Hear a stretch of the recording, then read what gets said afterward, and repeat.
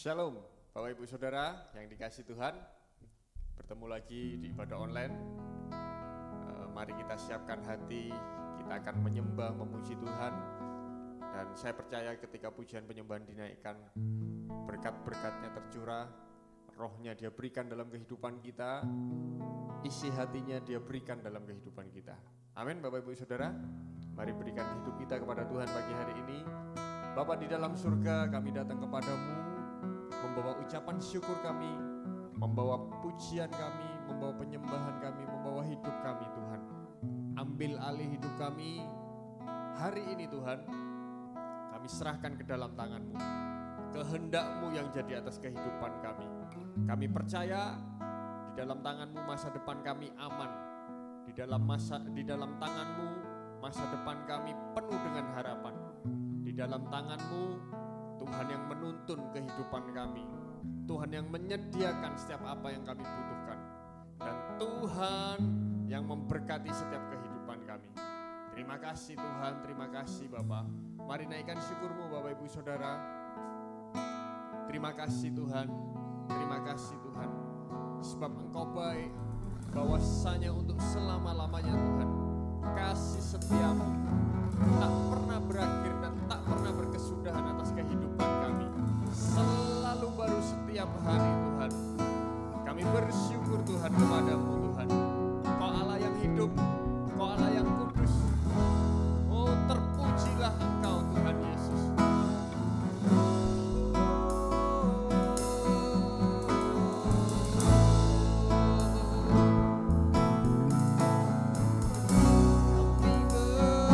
bersyukur kepada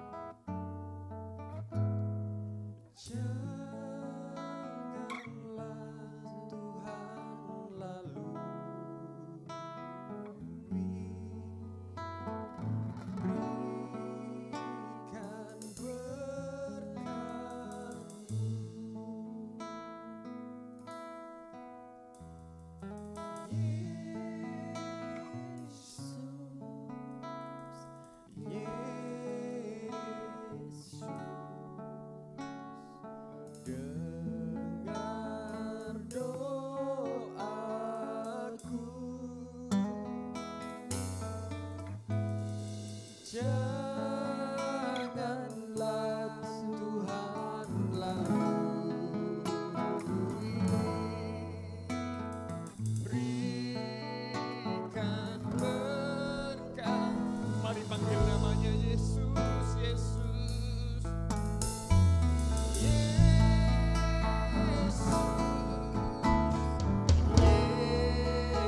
Yesus. Dengar doaku,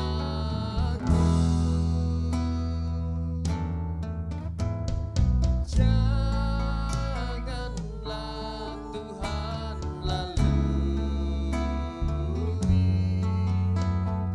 berikan berkat. Yesus, Yesus Tuhan, dengar doaku,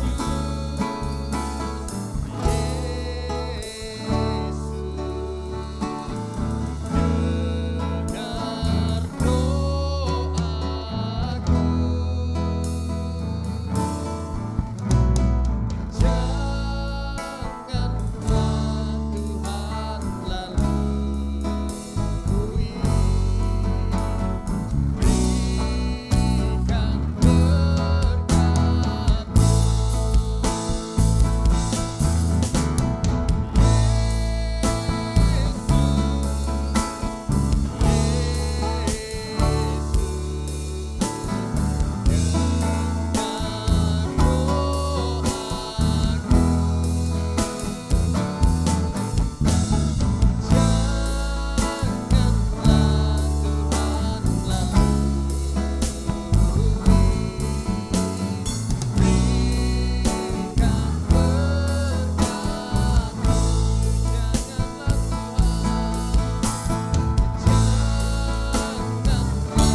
Tuhan lalui, berikan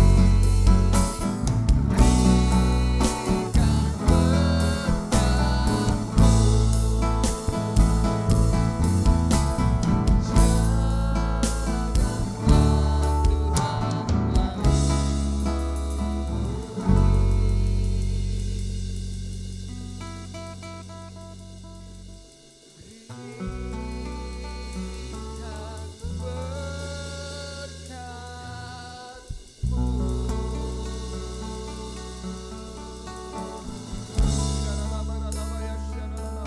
Pagi hari ini kami datang kepadamu Tuhan. Jangan lalui hidup kami Tuhan pagi ini Tuhan. Jamah Tuhan, berkati hidup kami pagi hari ini Tuhan. Berkati hidup kami, urapi hidup kami Tuhan. Jamah hati kami. Kalau orang lain Kau tolong, pagi ini tolong hidup kami Tuhan. Tolong hidup kami Tuhan.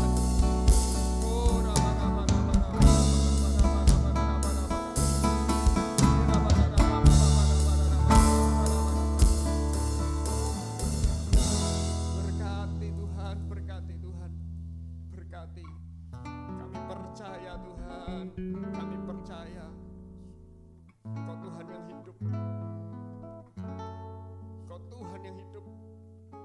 Engkau sumber segalanya Tuhan. Kami meletakkan hidup kami di atas mezbah-Mu. Pakai hidup kami Tuhan. Jamah hidup kami. Kami siap terima firman-Mu hari ini Tuhan. Berbicaralah atas setiap kehidupan kami melalui hamba-Mu. Kiranya Tuhan, Roh-Mu yang menguasai hamba-Mu dan isi hati-Mu tersampaikan buat setiap kami. Terima kasih Tuhan. Dalam nama Yesus kami siap terima firman-Mu. Amin. Shalom saudara, kita berkumpul lagi di tempat ini. Mari kita sebelum mendengarkan firman Tuhan, mari kita sama-sama berdoa. Kita tundukkan kepala. Tuhan, kita bersyukur buat anugerah-Mu hari ini. Biar Kau berbicara Tuhan dalam hati setiap kami. Berbicaralah Tuhan buat setiap kami. Lewat pesan-Mu hari ini Bapa, biar kami mengenal Engkau dengan benar Tuhan.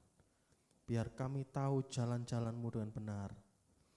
Kami percaya Tuhan, anugerah-Mu yang memimpin kami sampai kami masuk dalam setiap jalan-jalan-Mu. Mari Tuhan, aku berdoa roh hikmat, roh pewahyuan, dan roh pengertian turun buat setiap kami, biar kami mengerti apa yang menjadi isi hati-Mu. Dan Tuhan, buka hati setiap kami, buka pikiran kami Tuhan. Dalam nama Yesus kami percaya, yang timpang rohani jadi sehat rohani dalam nama Yesus. Terima kasih Bapa. Di dalam nama Yesus kami sudah berdoa mengucap syukur. Haleluya. Amin. Hari ini kita akan sedikit belajar saudara. Saya akan cepat saja hari ini. Saya mau sharing bagaimana murid-murid dan Yesus saudara. Mari kita buka Alkitab yang kita punya. Kita buka di Lukas pasal yang ke-24 ayat yang ke-13. Lukas pasal yang ke-24 mulai ayat yang ke-13. Sekali lagi Lukas pasal 24 ayat 13 dengan judul perikop Yesus menampakkan diri di jalan menuju ke Emmaus. Mari kita baca saudara. Pada hari itu juga 2 orang dari murid-murid Yesus pergi ke sebuah kampung bernama Emmaus yang terletak kira-kira 7 mil jauhnya dari Yerusalem. Dan mereka bercakap-cakap tentang segala sesuatu yang telah terjadi. 15. Ketika mereka sedang bercakap-cakap dan bertukar pikiran, datanglah Yesus sendiri mendekati mereka, lalu berjalan bersama-sama dengan mereka. Tapi ada sesuatu yang menghalangi mata mereka, sehingga mereka tidak dapat mengenal Dia. 17. Yesus berkata pada mereka, apakah yang kamu percakapkan sementara kamu berjalan? Maka berhentilah mereka dengan muka muram. Garis bawah saudara.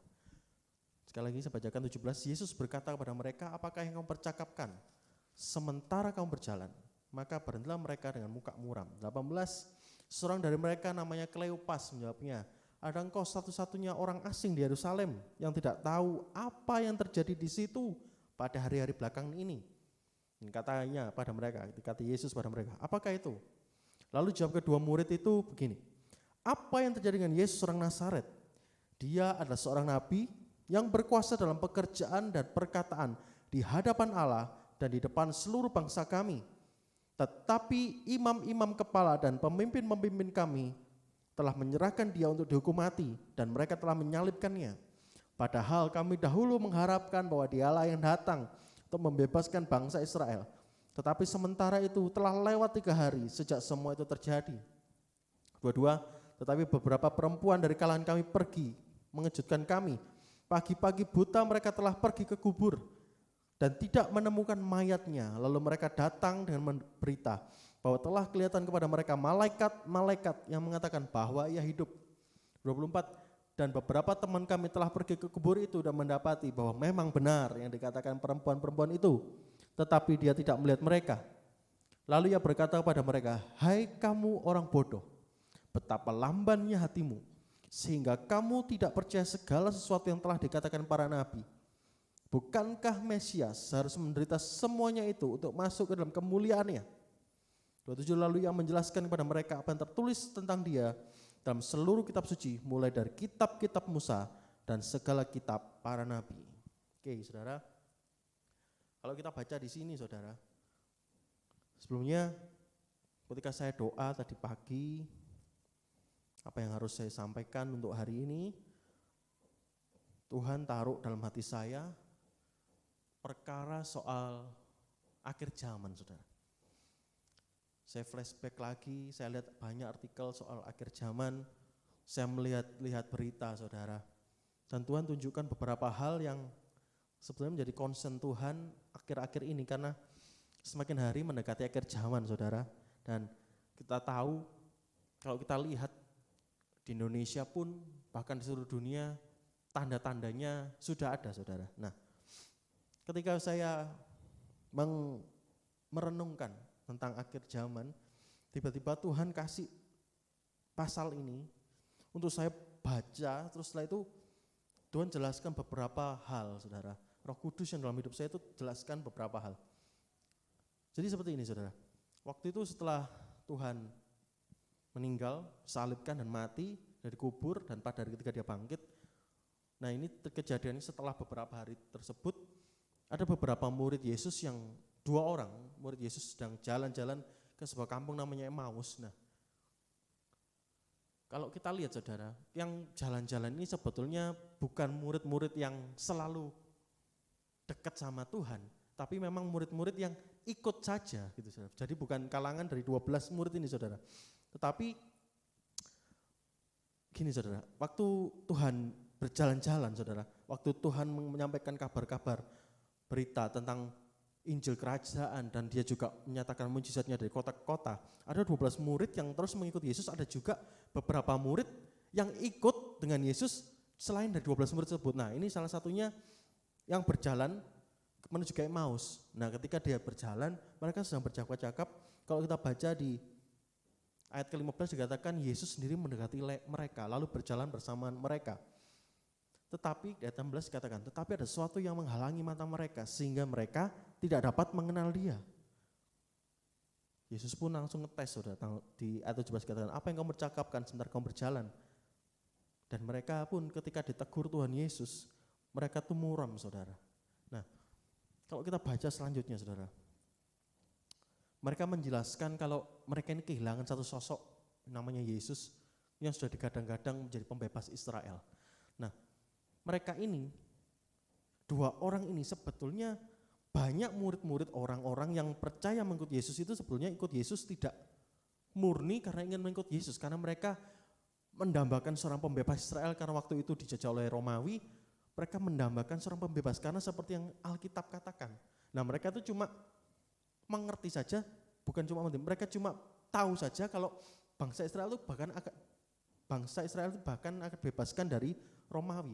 Nah, lewat buku-buku yang mereka baca, buku-buku punya Musa, buku-buku kitab-kitab para nabi dijelaskan bahwa bangsa Israel akan diberikan seorang penebus. Nah, ketika mereka baca kitab-kitab para nabi itu, mereka kira ketika Yesus datang, Yesus menyatakan diri sebagai raja, mereka pikir nanti Yesus memerintah dan semua bangsa Israel akan dibebaskan dari bangsa Romawi. Ini pikiran awal mereka, saudara. Nah, bahkan saudara, ketika Yesus memanggil mereka, kedua murid ini saudara, tidak mengenali. Ketika saya baca ini, ya aneh saudara. Contoh kalau kita sama punya di dalam satu lingkungan gereja saudara, sudah hidup bergereja, sudah bergereja di satu gereja selama bertahun-tahun, 2 tahun lebih saudara, 3 tahun, 3,5 tahun misalnya. Kita pasti akan tahu suara gembala seperti apa. Ya toh, modelnya suara gembala misalnya ngebas, suaranya gede. Ketika panggil misalnya nama Sever, pasti saya tahu, oh ini Pak Gembala yang panggil. Nah, tapi anehnya ketika mereka jalan-jalan ditinggal Yesus meninggal, terus mereka berjalan, Yesus mendekati mereka dan Yesus panggil, mereka tidak tahu. Ayat ke-16 kata seperti ini, tetapi ada sesuatu yang menghalangi mata mereka sehingga mereka tidak dapat mengenal Dia. Nah, ini yang menjadi konsen Tuhan akhir-akhir ini saudara. Bahkan di akhir zaman ini banyak sekali orang yang tidak mengenal Yesus, padahal Yesus berbicara mendekati dia lewat berbagai macam cara. Bisa lewat firman Tuhan, bisa lewat gembala kita, bisa lewat orang terdekat kita, bahkan bisa lewat musuh kita saudara. Semua yang terjadi dalam kehidupan kita ini pasti seizin Tuhan saudara. Dan semua ada maksud dan tujuan Tuhan untuk kita boleh mengalami segala sesuatu. Nah, dalam konteks ini saudara, murid-murid ikut Yesus tetapi hatinya ini jauh daripada Tuhan sebetulnya. Hati mereka ini salah saudara. Mereka punya agenda pribadi, mereka punya keinginan pribadi lewat Tuhan. Nah, ini sebetulnya ingin diluruskan Tuhan. Sekalian sama Tuhan diluruskan, selain Tuhan datang menebus bangsa, menebus manusia, Yesus juga turun sekalian untuk menjelaskan hal ini saudara. Kalau kita baca kemarin, sebelumnya Lukas di ayat sebelumnya, di pasal sebelumnya ada Petrus yang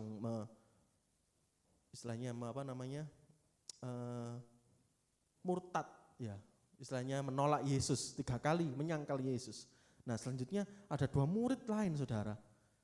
Ini ketika berjalan didekati Yesus nggak ngerti. Padahal 3,5 tahun mereka bersama-sama dengan Yesus, setiap hari kumpul sama Yesus, setiap hari dengar suara Yesus. Tetapi ketika hari itu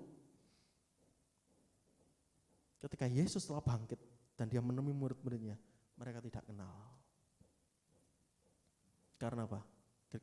Alkitab mengatakan, karena ada sesuatu yang menutupi mata mereka. Apa yang menutupi mata mereka, saudara?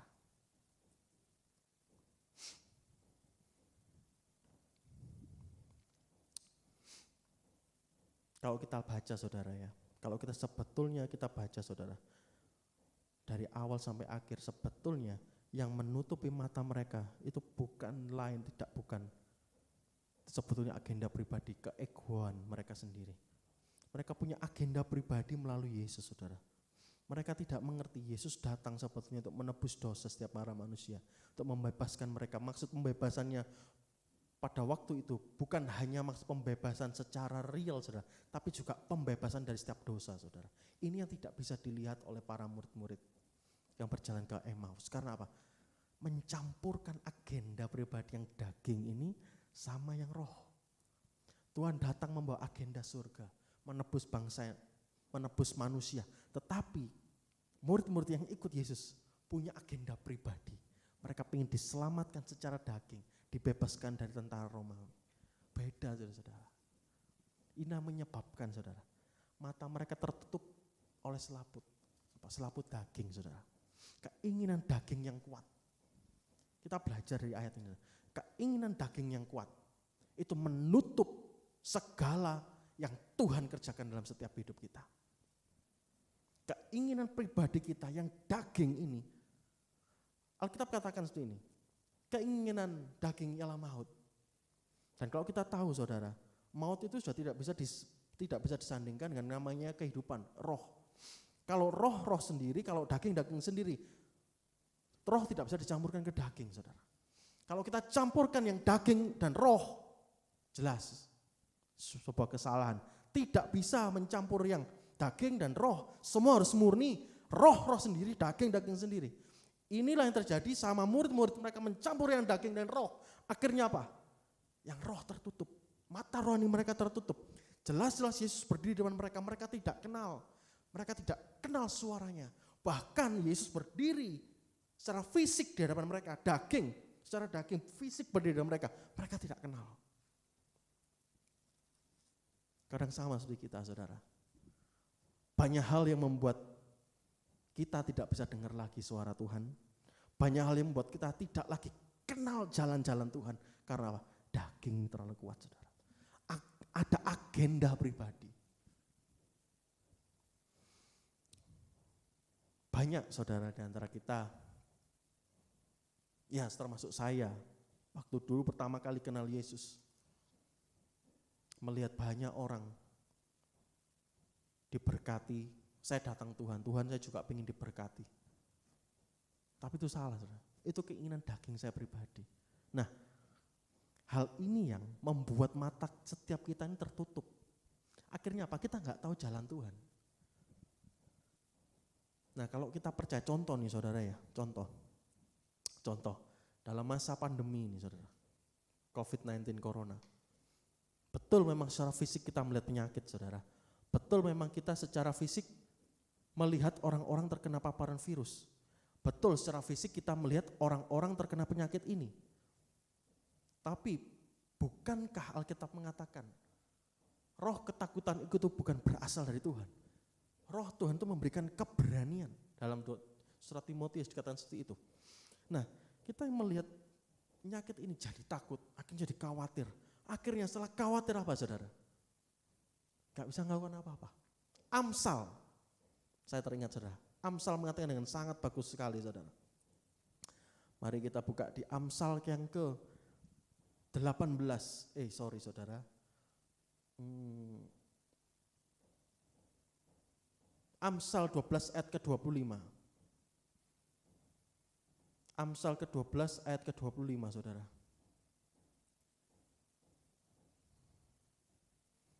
Amsal ke-12 ayat ke-25 saya bacakan. Kekhawatiran dalam hati membungkukkan orang, tetapi perkataan yang baik mengembirakan dia. Saya bacakan sekali lagi. Kekhawatiran dalam hati membungkukkan orang, tetapi perkataan yang baik menggembirakan dia. Kalau bahasa Inggrisnya di Amplified katakan seperti ini. Kalau di Amplified kan seperti ini saudara. Anxiety in a man's heart weighs it down, but an encouraging word makes it glad. Sekali lagi, anxiety in a man's heart weighs it down. Jadi kekhawatiran itu yang ada dalam hidup setiap manusia itu membuat seperti ada kalung berisi besi yang begitu besar sehingga membuat kita tuh jatuh ke bawah, membuat kita stop melakukan sesuatu berat. Jadi ini kekhawatiran dan juga setiap agenda pribadi yang membuat kita khawatir akan kehidupan ini saudara, membuat setiap kehidupan kita berhenti stuck di satu tempat saudara. Sama seperti para murid-murid Emmaus ini saudara. Mereka berjalan, mereka ada agenda pribadi, ada kekhawatiran tersendiri dalam hidupnya, menyebabkan kekhawatiran itu keluar. Sehingga apa saudara? Mereka berhenti tidak bisa mengenal. Maka dikatakan dalam firman selanjutnya dikatakan ini, mengapa engkau keras kepala dan begitu bodoh? Bukankah hal ini harus terjadi? Malah sama Yesus dikatakan seperti ini saudara. Hai kamu orang bodoh, betapa lamban hatimu, sehingga kamu tidak percaya segala sesuatu yang telah dikatakan para nabi. Bukankah Mesias harus menderita semuanya itu untuk masuk ke dalam kemuliaannya? Yesus mengatakan seperti ini saudara. Ini sudah rencana Allah dari awal hingga akhir. Dikatakan ini, mengapa kamu bodoh dan lamban hatimu sehingga kamu tidak percaya segala sesuatu yang telah dikatakan para nabi. Yesus sedang menjelaskan seperti ini. Dari dahulu zaman para nabi sampai sekarang ke depan sudah dijelaskan Tuhan Yesus Mesias akan datang untuk menebus segala manusia. Tapi mengapa mereka sangat bodoh dan lamban hati, hatinya ini keras saudara. Tidak bisa diisi oleh firman, karena apa? Ada hal yang lain saudara. Dagingan ini loh saudara. Agenda pribadi itu daging sebenarnya di hadapan Tuhan saudara. Makanya Amsal mengatakan seperti ini, kekhawatiran membuat orang. Jadi kalau agenda pribadi saudara tidak terrealisasi, itu satu, marah, muram, yang kedua khawatir pasti saudara. Akan terjadi, waduh contoh nih saudara, contoh ini. Misalnya kita ke daerah yang belum pernah kita lalui, misalnya ke arah Lumajang gitu saudara. Kita bawa GPS di handphone saudara. Saya mau ke Lumajang, mau setir motor, mau setir mobil pakai GPS saudara. Lihat dulu, oh ini jalannya ke sini, wis pasang GPS, jalan ceret, sampai di daerah di desa saudara. Tiba-tiba GPS ini hilang. Apa yang terjadi saudara? Satu, kita pasti bingung. Kedua, khawatir, waduh ini nyasar pasti, aduh ini nyasar kemana? Kekhawatiran ini menyebabkan kadang-kadang setiap manusia itu tidak bisa berpikir secara logis dan tidak bisa berpikir secara rohani. Dan yang akhirnya yang muncul apa? Kedagingan saudara. Iya toh. Nah, ini sebetulnya Yesus mau bilang lewat pasal ini, jangan ada agenda pribadi, jangan ada yang daging ini dalam hidup kita. Sehingga apa? Menutupi jalan-jalan Tuhan. Kita tidak bisa mengerti jalan Tuhan ke depan, kita tidak bisa mengerti visi Tuhan ke depan. Mata tertutup. Sama seperti Simson saudara. Roh Tuhan yang luar biasa dalam hidupnya. Akhirnya dalam melakukan kesalahan, dagingnya kuat muncul. Akhirnya matanya harus dibutakan. Dia tidak bisa lagi melihat visi Tuhan ke depan. Makanya itu Tuhan berpesan lewat firman ini. Mengapa kamu lamban hatimu dan kamu ini orang bodoh, thick head, orang yang keras kepala. Bukankah apa yang dikatakan para nabi sehingga kamu tidak percaya, kata Tuhan pada murid-muridnya. Padahal ini murid setiap hari sama Tuhan muter. Harusnya ada roh yang istilahnya gini, oh ini Tuhan. Ada sedikit yang mengenali Tuhan di hatinya, tapi tidak. Hari itu ketika semuanya selesai, Yesus mati. Yang agenda pribadi ini akhirnya gagal. Mereka anggap gagal. Dan akhirnya kekhawatiran, kemarahan ini campur sesuatu yang daging ini menguasai mereka. Sehingga ketika Tuhan datang, mereka tidak bisa tahu. Saya baca ini saudara, jujur saya nangis saudara. Saya ngomong, Tuhan, sungguh aku tidak mau mengalami hal ini Tuhan. Biar saat Engkau datang menemui aku tahu Engkau. Saat Engkau panggil nama aku, Fer, bangun, doa. Aku mau berdoa. yang bahaya saudara. Ini yang bahaya saudara di setiap kita akhir-akhir zaman ini. Banyak agenda pribadi yang sebetulnya kita sudah rencanakan. Tapi ketika Tuhan berkata lain, agenda itu harus tersingkir. Mau tidak mau, sebetulnya banyak orang di akhir zaman ini yang jadi marah, murtad sama Tuhan. Tuhan, kenapa tidak Engkau jadikan apa setiap doaku? Mengapa Engkau tidak mengabulkan setiap doaku? Mengapa harus seperti ini? Mengapa harus seperti itu? Terus mempertanyakan Tuhan, akhirnya apa? Yang daging ini muncul. Lama-lama iblis memakai daging kita. Reaksi daging ini keluar, sehingga yang roh turun saudara. Yang berasal dari Tuhan yang baik, itu turun. Tapi roh daging ini keluar. Wow, keinginan daging keluar. Akhirnya apa? Bisa murtad saudara. Makanya mari kita di akhir zaman ini saudara, nyerah sama Tuhan saudara. Setiap agenda kita taruh di hadapan Tuhan. Tuhan, aku maunya A. Tetapi kalau Engkau jadikan B, sesuai maumu Tuhan. Itu lebih enak saudara. Itu lebih enak. Daripada seperti ini, ketika kita berjalan, tiba-tiba Tuhan bilang, ayo belok kiri misalnya. Tapi tahu, oh bukan, kita belok kanan. Alkitab mengatakan, ada jalan yang disangka lurus, tapi ujungnya bengkok. Pemikiran manusia itu beda dengan pemikiran Tuhan. Saudara. Apa yang kita mau sangat sebetulnya beda apa yang dipikirkan oleh Tuhan. Kecuali kalau kita tahu apa yang dipikirkan Tuhan, kita lakukan apa yang Tuhan pikirkan, itu akan klop. Tapi keinginan manusia, keinginan daging itu berbeda dengan keinginan Tuhan. Jauh saudara. Makanya itu kenapa kita setiap hari harus tanya, Tuhan hari ini aku harus melakukan apa? Hari ini Tuhan, biar Engkau pimpin aku. Biar enggak seperti ini. Ketika Tuhan nyuruh ke kiri, jalannya ke kiri. Ada yang ngomong, enggak wis Tuhan, aku ke kanan aja. Selesai saudara. Selesai. Akhirnya apa? Maut. Akhirnya apa? Daging. Akhirnya apa? Jatuh kembali. Ini yang terjadi saudara. Sama murid-murid ini saudara.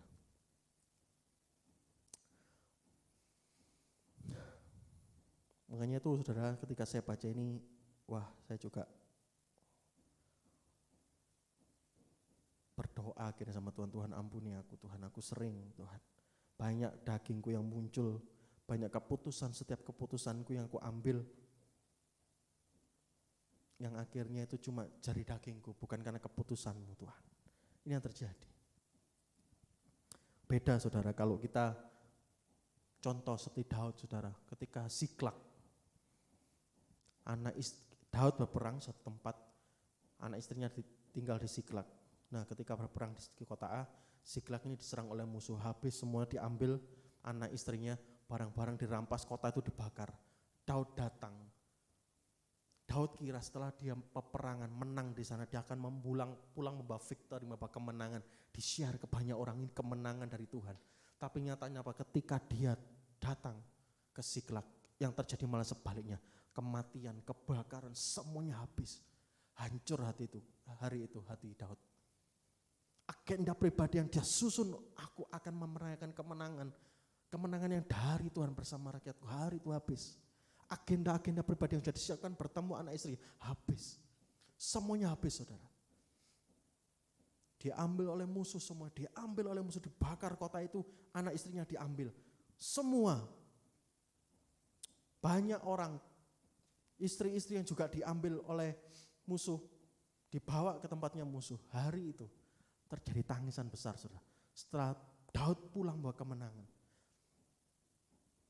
ternyata di tempat aslinya, di Siklak, mereka menuai kebinasaan saudara. Tapi kalau kita baca saudara, ini yang ajaib dari Daud. Daud tidak menyalahkan Tuhan sedetik pun. Daud tidak mempertanyakan Tuhan sedetik pun. Sedikit pun tidak ada timbul dari hati Daud mempertanyakan Tuhan. Tuhan lah kok diambil semua. Tidak saudara. Kalau kita baca di Alkitab saudara, dikatakan seperti ini. Daud mengambil baju efod. Dia merendahkan diri dan merendahkan hatinya di hadapan Tuhan. Dan dia tanya, Tuhan, apakah ku susul dia? Apakah aku susul mereka? Terus pertanyaan Daud yang kedua, apakah akan aku kalahkan mereka? Lihat saudara, orang-orang yang punya roh kuat, ketika agenda pribadinya dihapus sama Tuhan, diganti agenda Tuhan. Ketika yang di dalam yang roh ini kuat saudara, tidak ada satupun pertanyaan keluar dari mulutnya, tidak ada satupun hati yang jelek, yang reaksi daging keluar. Yang keluar apa? Reaksi roh yang keluar saudara. Akhirnya apa kalau kita lihat? Daud menyusul, istri anaknya diambil, harta benihnya dibalikkan lagi. Tuhan malah berikan kemenangan yang gemilang 2 kali lipat. Asal apa saudara? Ikut jalannya Tuhan, bukan jalannya kita sendiri. Daud tahu saudara, semua karena seizin Tuhan. Daud tahu saudara, Tuhan izinkan segala satu dalam hidupnya. Semuanya dalam kontrol Tuhan. Daud tahu, ini ciri-ciri orang yang melekat sama Tuhan. Ini ciri-ciri orang yang tidak punya lagi tedeng aling-aling ke Tuhan. Ini ciri orang-orang benar-benar ikut sama Tuhan, menyerahkan hidup sama Tuhan. Mau dibawa A, B, C, D, aku percaya. Ini yang akhir zaman saudara, harus kita bawa, harus kita pegang. Mau Tuhan bawa ke A, mau yang terjadi dalam negeri ini, dalam hidup ini A, B, C, D. Kita nyerah sama Tuhan, berserah di hadapan Tuhan.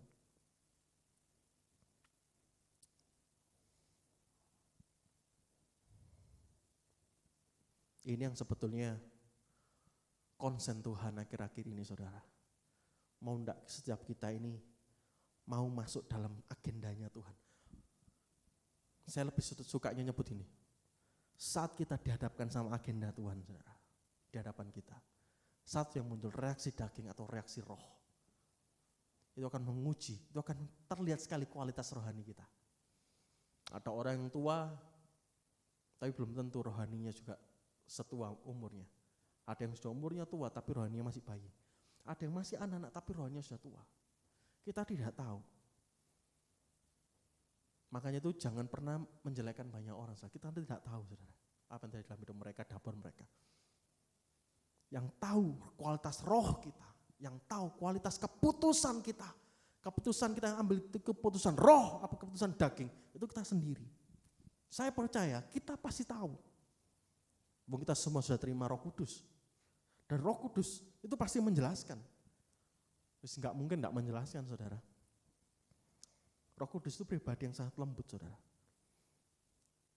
Roh Kudus itu punya perasaan. Makanya Alkitab dikatakan jangan mendukakan Roh Kudus. Punya perasaan Roh Kudus. Karena dia adalah roh Tuhan sendiri. Itu yang membimbing kita. Saat kita salah, Roh Kudus yang akan mengingatkan kita. Bahkan saat kita hampir melakukan kesalahan, Roh Kudus yang menyetop kita. Bahkan Roh Kudus yang mengajarkan kita jalan-jalan Tuhan lewat firman-Nya. Roh Kudus yang menjelaskan semuanya. Ada roh hikmat, ada roh pewahyuan. Mari kita hari ini belajar saudara. Ketika agenda Tuhan turun dalam hidup kita. Yang dimana agenda pribadi kedagingan kita digeser sama Tuhan. Yang muncul dua roh atau daging. Reaksi roh apa reaksi daging. Jangan tiru Saul saudara. Saul ketika dalam peperangan Samuel tidak segera kunjung datang. Saul mengambil bagian dari Samuel, mempersembahkan korban. Yang harusnya mempersembahkan korban adalah tugas imam. Tapi Saul hari itu mengambil. Karena apa? Dikatakan di firman, banyak masyarakat, banyak pasukan yang sudah meninggalkan Saul. Saul khawatir, ini agenda pribadinya Saul apa? Saul ingin jadi raja, dilihat banyak orang, dihormati. Tapi waktu itu ketika banyak orang meninggalkan Saul, Saul jadi takut yang daging ini keluar. Akhirnya apa? Dia tidak bisa menjaga hatinya, tidak tahan untuk menjamah yang daging. Yang daging dijamah saudara. Persembahan yang harusnya dipersembahkan oleh Samuel, dipersembahkan oleh Saul hari itu. Sejak hari itu, Tuhan bilang, aku sudah menolak Saul. Sejak hari itu saudara, daging ini mulai berkuasa dalam hidup Saul. Kalau kita baca selanjutnya di Saul, saudara, dikatakan seperti ini. Roh jahat yang daripada Allah, dikatakan di 1 Samuel. Roh jahat yang daripada Allah itu hinggap Saul. Sehingga ketika Hinggap di Saul, Daud harus memetikkan kecapinya. Dan ketika Daud nyembah, yang roh ini keluar. Dikuasai, yang daging dikuasai roh. Saudara, bukankah Saul sudah diurapi Tuhan? Bukankah Saul ini juga pilihan yang dipilih Tuhan? Tapi kalau pada endingnya yang menguasai daging, berarti roh ini sudah semakin turun. Akhirnya apa? Menuju kebinasaan. Saul ditolak oleh Tuhan. Sama seperti murid-murid ini, saudara. Murid-murid ini, saudara, tidak mengenal lagi Tuhan. Padahal 3,5 tahun muter bareng. Kenapa ada? Ada menutup selaput mata mereka. Kalau kita baca, saudara, di ayat ke-30 dari Lukas 24 tadi katakan, waktu ia duduk makan dengan mereka, ia mengambil roti, mengucap berkat, lalu memecah-mecahkannya dan memberikannya kepada mereka. 31, ketika itu terbukalah mata mereka dan mereka pun mengenal dia, tetapi ia lenyap dari tengah-tengah mereka. Ketika mata mereka terbuka, ketika firman Tuhan membuka mata mereka, maka hati mereka kenal Tuhan. Jalan satu-satunya kita tahu jalan-jalan Tuhan waktu mata kita terbuka oleh firman Tuhan. Tuhan telah melakukan perjamuan ini sebelum Tuhan disalibkan. Last Supper, saudara, perjamuan terakhir. Tuhan duduk persis sama seperti apa dilakukannya. Duduk makan dengan mereka, ia mengambil roti, mengucapkan berkat, diangkat sama Tuhan. Karena Tuhan selalu mengucap berkat terlebih dahulu. Berkat diangkat di hadapan Allah Bapa. Setelah itu mengucap berkat atas berkat ini, lalu dia memecah-mecahkannya dan memberikan pada mereka. Ini hal yang pernah dilakukan oleh Yesus. Ini firman yang tertulis. Setelah itu baru mata mereka terbuka. Selaput yang tadinya menutup mereka hilang lenyap. Firman Alkitab, firman Tuhan, itu yang bisa menjadi patokan buat setiap kita. Jalan-jalan setiap kita lancar. Kita tahu setiap agenda Tuhan, bukan agenda kita. Lewat firman Tuhan. Makanya kalau baca Alkitab jangan coba baca, saudara. Benar-benar kita tahu minta Roh Kudus untuk kita bisa mengalami semua yang ada di firman Tuhan. Kita mengalami sendiri Yesus. Kita bisa tahu, oh firman ini. Sehingga kalau kita berjalan, Roh Kudus itu bisa mengingatkan lewat firman, saudara. Ketika agenda pribadi kita mulai dipukul sama Tuhan, dipukul Tuhan karena dihapuskan nama Tuhan. Ketika agenda Tuhan turun, Roh Kudus yang menjelaskan, ini maksudnya Tuhan. Oh, hari ini mari kita sama-sama belajar, saudara. Ketika agenda Tuhan turun buat setiap hidup kita, yang dimana itu menyingkirkan agenda pribadi kita, reaksi daging atau reaksi roh yang keluar dalam hidup kita, kebinasaan ataukah kekekalan yang muncul, kita sendiri bisa menilai. Amin. Mari kita tundukkan kepala, saudara. Tuhan, terima kasih buat pesan-Mu hari ini. Saya bersyukur anugerah-Mu terus turun buat setiap kami, Tuhan, setiap hari. Sungguh Tuhan, kiranya jauhkan dari setiap hati kami untuk memusuhi Engkau. Jauhkan kiranya dari hati kami untuk murtad, saudara. Tuhan, tolong setiap kami untuk mengerti jalan-jalan-Mu. Tuhan, tolong setiap kami untuk mengerti apa yang harus kami lakukan di akhir zaman ini, Tuhan. Sehingga kami percaya, Tuhan, kami tidak akan Engkau tolak dan kami tidak akan menjadi murtad, Tuhan. Dan kami percaya, Tuhan, kami berjalan dalam setiap jalan-jalan-Mu. Kami percaya, Tuhan, Engkau Roh Kudus yang menjelaskan dalam setiap hidup kami. Bantu kami, Roh Kudus yang manis. Ampuni setiap kami, Tuhan, kalau kami seringkali reaksi daging yang keluar. Kami seringkali menyakiti hati-Mu karena kami tidak ikut jalan-jalan-Mu, Tuhan. Ampuni kami, Roh Kudus, kalau kami seringkali tidak menghiraukan Engkau. Kami seringkali, Roh Kudus, tidak mendengarkan Engkau. Ampuni kami, Tuhan. Terima kasih, Tuhan. Biar kiranya firman-Mu hari ini membukakan mata setiap kami, membuka pikiran setiap kami, menjadi iluminasi, Tuhan, menjadi penerang dalam setiap hidup kami. Biar hati kami, biar jalan-jalan kami sesuai dengan Engkau. Terima kasih Tuhan. Jamin kami Tuhan di akhir zaman ini untuk berjalan sesuai dengan yang Engkau mau. Setiap keputusan yang kami bikin, semuanya keputusan yang sesuai dengan hati-Mu Tuhan. Terima kasih Bapa, terima kasih Yesus. Jamin kami Tuhan sampai garis akhir, dan kami percaya di tengah wabah ini, oleh karena kami percaya kuasa darah-Mu, kami diluputkan Tuhan dalam nama Yesus. Dan kami percaya jaminan-Mu buat kami sampai garis akhir dengan kuat, untuk sampai destiny kami dengan kuat. Terima kasih Tuhan, terima kasih. Terus dekat dengan kami Tuhan, jangan undur dari hidup kami Tuhan. Jangan lalui kami Tuhan. Terima kasih Bapa, terima kasih Tuhan. Tuhan bantu kami untuk menyenangkan hati-Mu Tuhan. Karena sungguh kami tidak mampu. Hanya Roh Kudus yang mampu untuk membuat kami bisa menyenangkan hati Tuhan. Terima kasih Bapa, terima kasih Yesus, terima kasih Roh Kudus. Anugerah-Mu turun dengan kuat. Di dalam nama Yesus kami berdoa mengucap syukur. Haleluya. Amin. Saudara, pengumuman untuk minggu ini, gereja tetap membuka pintu untuk bagi siapapun yang makan. Ya, jadi bagi siapapun yang membutuhkan makan bisa datang ke JKI Kemah Pertemuan yang alamat di bawah ini. Setiap hari kita akan buka.